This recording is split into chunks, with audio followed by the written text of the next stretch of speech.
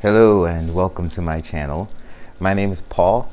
Online, I go by The Right Path, which is spelled P-A-P-H, like my favorite orchid, the Paphiopedilums, which we're going to get into here. I'm going to also go ahead and put my name up on the screen. I also go by this name on my social media, my Instagram, as well as my Facebook.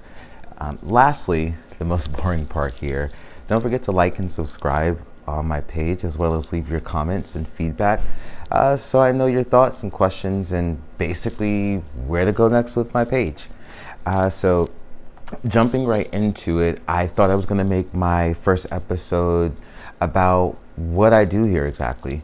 So here in front of you is my grow space. I primarily grow Paphiopedilums, commonly known as lady slippers, as well as Phalaenopsis, the moth orchids that you see in grocery stores, as well as some specialties known as novelties that you actually see there in the top shelf. There are a couple of other orchids thrown in here randomly, some that I got purposely, some by mistake, such as that huge Oncidium sitting up there. I do have a frag in here, some Cattleyas, Psychopsis orchid. So in further episodes, I do hope that we do get to those other orchids, as well as my faves here. I primarily purchase from vendors online. I do get a couple from stores here or there, but here in Maryland, I don't actually see a lot of the big box flowers and Phalaenopsis. And when I do, they're ones that I actually already have. I try to get as many different color variations and species variations of orchids that I can so that I can grow all year round. So jumping into back along to where I get my orchids from, they're mainly online vendors. I'm not here as a spokesperson for anyone, but I did want to give 3 vendors a shout out because I sort of started with them. So any of the blue tags you see here are high desert orchids. They primarily sell Cattleyas and a lot of minis. So I got a lot of my Paphiopedilums actually when I first started from them because they have these live streams by the owner. Her name is Kelly and she's great. She does live streams once a week and they teach you about the plants that you buy. So that was great for me. The other 2 are big leaf orchids in Texas and Orchid.com, aka Norman's Orchids in California. They really specialize in hybridized, whether they be older versions or newly versions of these novelty Phalaenopsis that come in these great shapes and colors. And one of the favorite things I found out was the fragrances. As you can see here, I do grow all my orchids in a small apartment here in Maryland. Jumping into what factors go into growing my orchids, I do grow in a warm intermediate setting, sometimes getting up there hot because these plants are sectioned off from most of the ventilation with regard to windows and with regard to the heat and AC. They're all near the windows. And my grow space is in the corner. So I do have a system of fans set up as well as a few humidifiers, and I do have a ceiling fan just to make sure there's a constant revolution of air since the windows are so far away. But also because I do have some southern facing windows, they do directly affect the ambient temperature here. So I get a consistent drop at night with the temperatures, with the windows open as well as the fans consistently going 24 hours. And to get into some specifics, what I mean by intermediate and warm, my temperatures really don't go below 75. At night, I do get drops of 68. And right now, I'm primarily talking about the springtime and, the fall, which goes the opposite direction, but it'll give you the same yield of temperatures. Here we have a 75, sometimes going up to 80.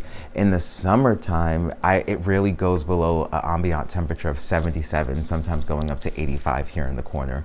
And I do also keep some of the top shelves on heat mats, but that's so I can generate a even bigger temperature drop at night, because unlike you may think, orchids are from many tropical areas, but a lot of them, most of them do appreciate a good temperature drop at night because it allows for like some type of good perspiration, which is good for their growth. So orchids don't necessarily sleep at night. They're actually like sweating off all the work that they did during the day. Jumping into the lights, as you can see, I do keep a system of grow lights here that I mock with seasons. Never goes below 12 hours, and in the height of the summer, I do have them run for 14 hours during the day.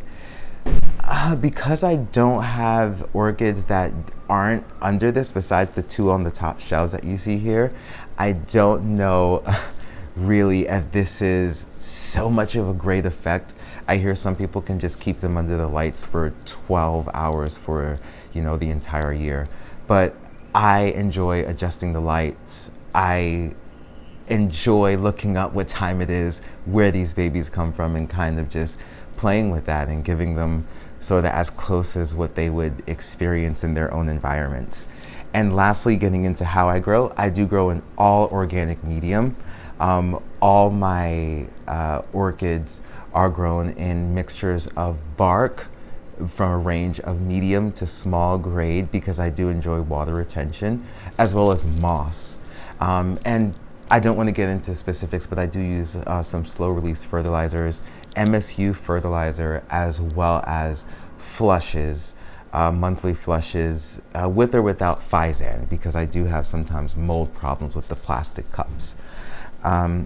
Moving along, I've already told you guys my area. I don't really think I need to get into zones because I grow indoors. So my temperature is completely manipulated to how I feel. But again, I do live in the DC metropolitan area. So shout out to everyone there. And lastly, I did touch on this in the beginning, but when do I have blooms? When is my blooming season? Again, it's all year round. I have lots of different flowers. Just to mention again, primarily Phalaenopsis, as well as Paphiopedilums. So I have blooming seasons that range from spring to winter and back again. I also have some orchids that bloom out of season because my temperatures again don't really match you know, the temperatures outside. They're a little warmer than other places, and I also do imitate the seasons with the fluctuation of my lights. The last question, why do I grow orchids? So in 2020, I've been doing this for almost 2 years now. I received an orchid for my anniversary and I went online. I discovered so many people. There was Ninja Orchids, Nina, Miss Orchid Girl, What's Up Orchids, Ed's Orchids, just so many people that had so many different ways of growing, and they were so enthusiastic. And you know, during COVID, we were just all stuck in the house. So I was just like, how do I take care of this thing? And then I found out that there were all these different types of model leaves and scents and heights, and you know, it was a rabbit hole. And I believe I'm up to about 107 orchids. And yes, some of them are from Keikis, and I don't have any trades, but I do have a couple of free plants that came from a couple of vendors, and that's basically what I want to end you guys on. So let me know your thoughts again in the comments. Give the video a like, a dislike, depending on how you felt.